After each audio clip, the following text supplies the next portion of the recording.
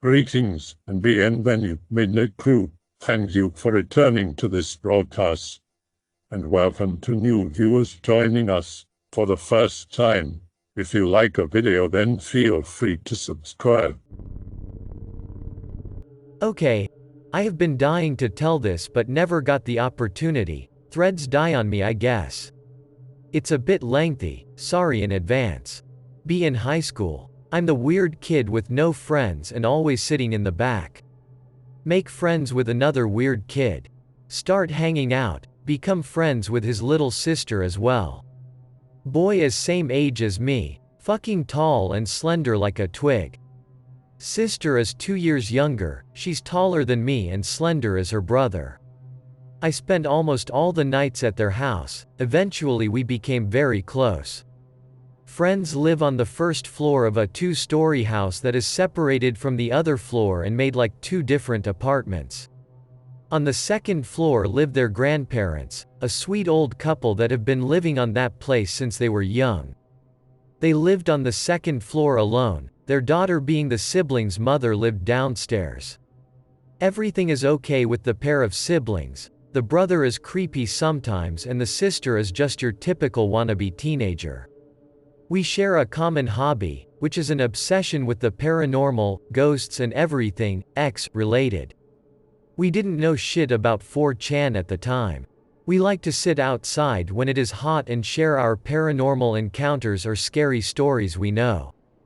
Their maternal grandfather also liked to sit with us on the porch talking and commenting about his stories. Grandpa used to do a lot of crazy shit on his young days. He used to go on long trips around the woods and wildlife of Mexico. He met Aboriginal people, made friends with them. He had a bunch of trinkets given to him as presents from his friends. He once showed us a yellow, cream artisanal piece. I thought it was porcelain, but it turns out it was made from human bones. I did touch it, it was cold but I didn't hold it, scared of dropping it. He said that the Aboriginal people made pieces depicting animals or people from the bones of the deceased as a way of remembrance and respect. The piece was well done and in the center it had an eye. It looked way too real. I don't know what it was made of, but I have never really seen anything made the way it was made. It looked way too real and alive. The grandpa told me about how he had a lot more of these but he didn't want to get them outside because he was old and would get tired of going up and down the stairs bringing the stuff to show us. And that I was invited to go into his house with his grandkids and see them whenever I wanted. That's when I noticed the sister making a nervous smile. When the grandpa was back into his house, she told us she didn't want to be up there, she didn't like the place as it scared her. Then the brother said jokingly that it was just a bunch of shrunken human heads, bone stuff and old magic objects. I laughed a bit, thinking he was playing jokes to scare us.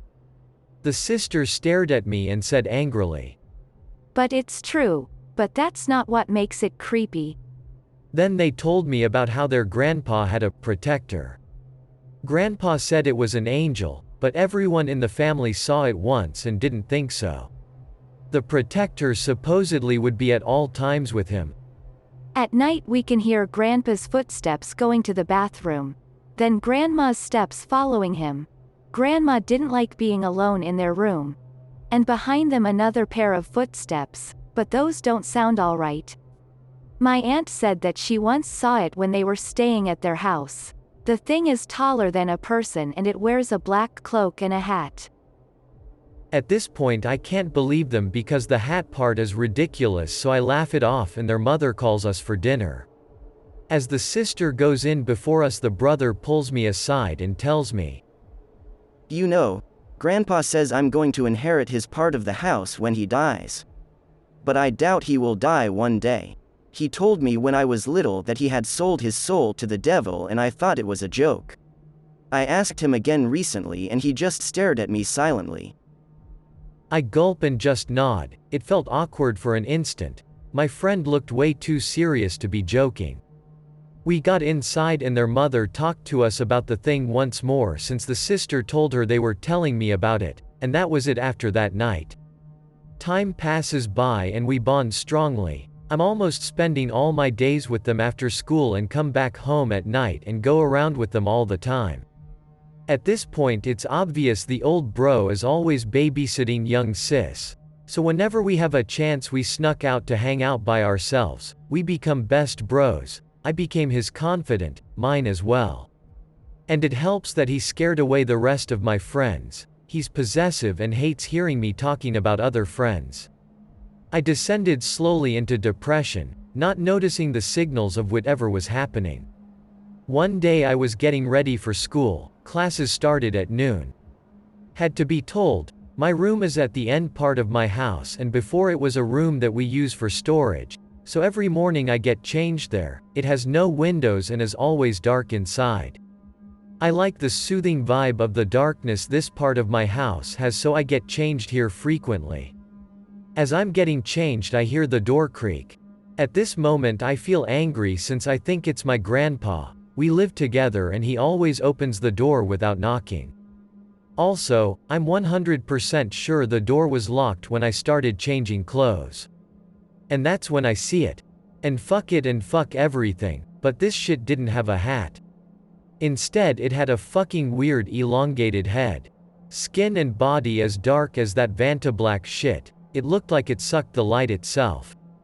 And the most striking thing about it, its eyes were enormous, white bright eyes with an iris similar to a cat's, but kind of rectangular and longer, making the same contrast with its skin as a new moon has over a dark clear night sky.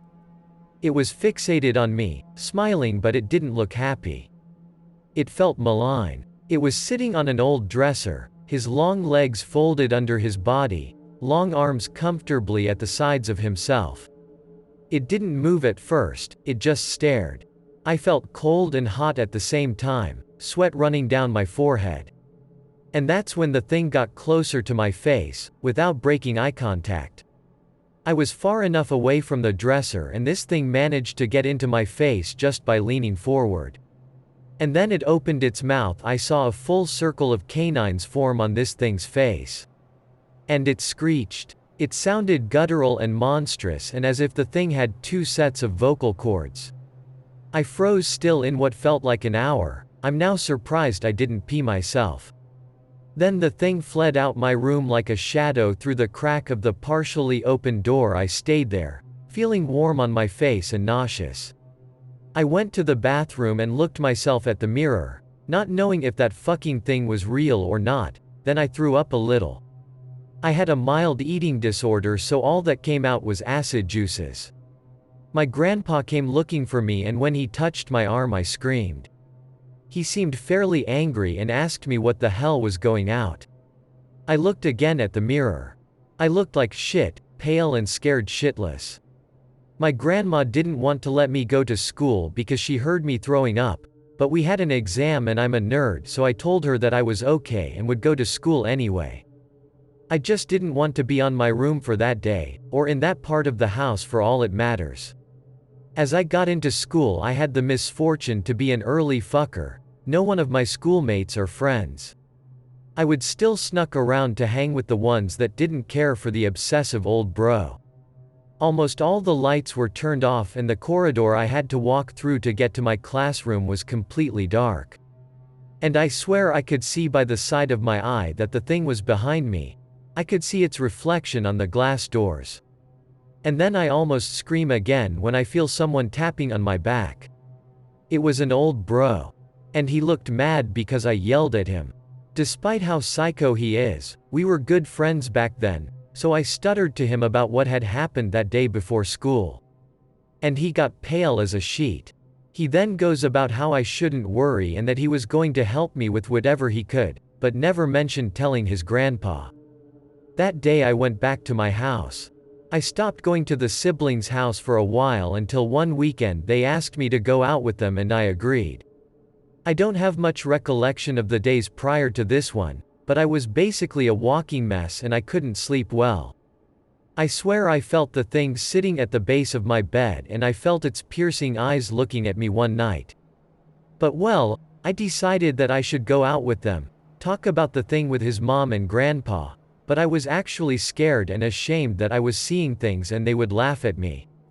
After a cool day with the siblings, we came back home and we sat in the living room talking about ghosts and weird things. When my young sister tells their mom about the thing I was going through these past days, the mom looks scared, goes into her stuff and pulls off a candle with a Mexican Virgin Mary stamp on it. Now, the mom swore by Virgin Mary. She gives me the candle and tells me to ask her for help every night until the candle completely burns out. Now I think that maybe this was a way to appease whatever terrors I was experiencing, because I didn't think that thing was going to leave with just a prayer from this Anon who never went to church, and the candle smelled something sweet and fresh. And as I'm leaving, outside on the porch is their grandpa, sitting and petting a gray cat of theirs.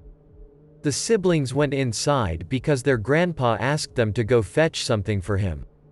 I stayed outside because this was in summer and their house would become hot as hell inside. Also, I loved this cat. So I'm sitting beside him, petting Yee, and she's just making faces because she's mute. Then Grandpa looks at me smiling and tells me, "You saw him, didn't you?" I felt a cold running from my spine, realized what he was saying and nodded. "I made him protect you and her, young sis boyfriend, since you are the most loved ones by my grandkids." Oh fuck. The boyfriend of young sister was a child and more of a wimp than I was. I felt a little bad for him. But then I remember he was a shit fuck and did stupid things that hurt young sister. I just stared at him a little and then I think he asked if it was okay, or if it scared me. I don't remember exactly what I said, but I think that I admitted that it was scary and that the mother gave me a candle to cleanse my house or something. He stared sadly at me and said, "Okay." Not even once this man was acting with malice, I believe or want to believe. He was such a nice man. He would even give me presents, normal things, like pencils or bracelets, and he genuinely looked like he believed he was doing good. The brother goes out and gives him the thing he asked for, and we leave because I was going back home. After that I never experienced anything else with the protector, and I hope I never encounter something like it. As for the siblings, we stopped hanging out and I ended on bad terms with the guy with the fact that he was possessive. My fucking face when this thread. I've got a story that fits with all of this. No, it's not about skinwalkers. No, I don't have it typed out in advance, so just give me some time, and no, I don't care if any of you believe it. I've been waiting for a good opportunity to post this. 1997. Just turned 22. Yes, I'm an old fart. Grown up in Virginia, like any good southern boy, I loved camping. Decided to treat myself when on break from college for Thanksgiving. Went to the Colonial Parkway, a place I went camping a lot and felt comfortable. Loaded with a bag of food, water, camping tools and a SIG P220 I had received as a present from my dad because going hiking without a gun is asking for trouble. Drive out to a spot I've been to before, partially hide my baller Toyota Cressida so no rangers ruin my vacation. The first couple hours of hiking are great. It felt good to get some fresh air and clear my head from college. Set up camp, cook some dinner, read and relax as the sun goes down. Around dusk when I tend to the fire when I get that sense of being watched. Haha, it's just being in the woods, right? Tell myself I'm paranoid. I camp here all the time and I won't be busted. Still thinking it's a ranger if anyone is watching me. Go to collect firewood close to camp. I really just wanted to walk around. When I swear to Jesus Christ himself, I hear a cough. Whirl around and shout if anyone is there. Okay, if it was a ranger they wouldn't be stalking me. I told my family and friends where I was. They all couldn't come, and if they were pranking me, this is a bit more or stalking than anything. Shout out once that I am armed, just to say I did and give me some peace of mind. Wanted to listen to my music. Who else remembers Walkman? But I didn't want to distract myself and I am starting to get the heebie-jeebies. Not quite dark but will be soon. If I wasn't so on edge I'd enjoy how pretty it is. Suddenly twigs and branches start snapping right in front me, just out of my view in the brush. Whatever is in there is making no effort to hide its clumsy self. I stand, draw my gun and point just at the ground in front of it because I want to identify the target before I blow anything away. Shout to identify yourself or ill fucking shoot right goddamn fucking now. All the while, the sun is setting right at this movement. It's almost poetic. Then, slowly, a silhouette rises from behind a bush. It was so jarring and creepy I almost shot it right there. It looked like that scene from the Apocalypse Now. Can't make out any facial features on. Then it's a man, either with a hat or a head of hair, and pretty broad shoulders. No idea on the height or clothes since a bush was covering most of him. We have a Mexican standoff until I shout what the hell is he doing and he almost gets shot. For some reason I eased up a little, putting a face to the noise and seeing how he didn't come out with a chainsaw or anything. Are you going to shoot me? He asks, in an eerily calm, matter-of-fact way. This puts my threat assessment back to code red. I keep the gun drawn and say again to come out or I will shoot. No, you won't. He says it is completely colorless and matter-of-factly, just like before. Completely nonchalant. I can come up with ways to describe his lackluster tone all damn day, but you get the idea. Worst of all, he's calling my bluff and he's completely right. I have no legal grounds to shoot. At best, he's the ballsiest prankster I've ever seen. I don't want to consider the worst case scenario. Then he sinks banks into the bushes, at the same speed as before. I have no idea what to do. It's dark now and Mr. Icewater for Blood is lurking around the campsite. Can't run in the dark, plus he could be armed. This was before cell phone kiddies, so I was on my own. Sit on my log, gun out, watching the bush he sank into intently. Then, behind my camp, trees and bushes start shaking violently. Whip around. Shout for him to fuck off because I will shoot if I'm threatened. Fire a round into the air to prove a point. Ruckus stops. Every creak and snap has my attention, but it sounds like he left. Also, how in the hell did he circle me so fast? He didn't make noise until he wanted me to hear him, so I'm feeling pretty spooked, wishing I had slept in my car and didn't have a tent to climb into tonight. Hear more footsteps around my camp, waiting for an axe to come swinging out of the darkness. More twigs snapping and other noise to my 9 o'clock, just like before. He wants my attention and has it. Hands are shaking. I'm sweating bullets even though it's cold out. Then to my 11 o'clock, he must have had a flashlight and pointed it under his face because I saw pick related and reached a pitch I never thought would come out of me after puberty. It was only for a second. I didn't see any notable features other than looking like a, possibly, generic white guy. Maybe middle-aged. Didn't shoot because it was so sudden.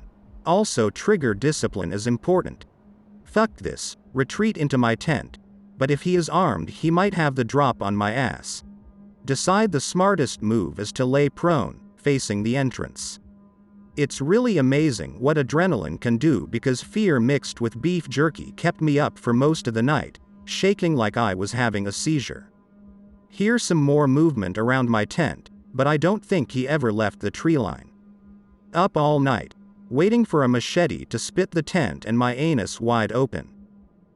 Here is where things get real fucky. Get up at dawn with just enough light to make an escape.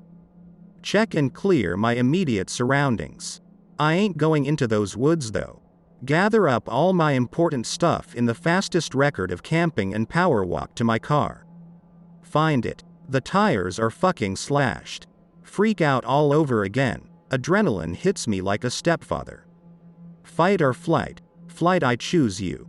Walk to one of the main roads. It isn't long before a tired, dirty-looking man with a pistol coming out of the woods brings attention. Cop car pulls up to me. I would have hugged him if he wasn't going to tase me. Drop my gun. Comply with everything as he cuffs me, puts me in the back seat and asks questions while searching my stuff and making sure my gun is legal. Tell him everything. Say I know how crazy it sounds, but I swear on my own taint it's true. He gives me a stern look, then drives me to a station. Get interrogated. It's not like the movies, I was just put at a detective's desk. First detective, then I am assuming his superior and a second man that I think was the daw come to hear my story. I'm a blithering idiot, but they listen intently. Ask me a specific question, if I could identify anything. IDK probably not, I'm not that useful. My parents will tell you. One asks if I know any stories of the area. Nope. Listen, kid. A few years ago, a bunch of people were killed in the parkway, and we never found the guy. They give me all the details, say I could fit the type of MO. It could just be a copycat or, again, the ballsiest prankster of all time. Getting told all of this. Filling out the report of my incident. After that, they tell me it's probably be best if I don't go camping there for a while. Still haven't gone back, you couldn't pay me enough. I hope that you enjoyed tonight's broadcast. If you enjoyed tonight's story, then please subscribe to the channel as more Greentext will appear daily. A new broadcast will appear when the clock strikes midnight Central Time.